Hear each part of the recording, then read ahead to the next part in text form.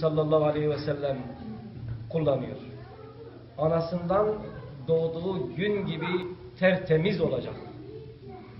İşte bütün bu ilahi ve peygamberi müjdeleri biz gördüğümüzde hamd ediyor, şükrediyor.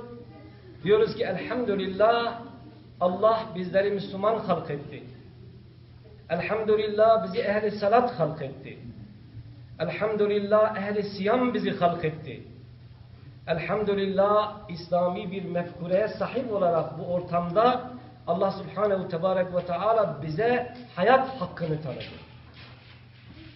İşte bundan dolayıdır ki Rabbul Alemin Allah Subhanehu Tebarek ve Teala Ali İmran'ın son ayetlerine doğru şöyle bir bizleri uyarma açısından, bizlerin daha dikkatli olması açısından, bizlerin daha kulluğa ve ibadete ve taata daha düşkün olmamız için Cenab-ı Mevla'l Alemin Allah Subhanehu Tebarek ve Teala bu ayeti cellesini buyuruyor.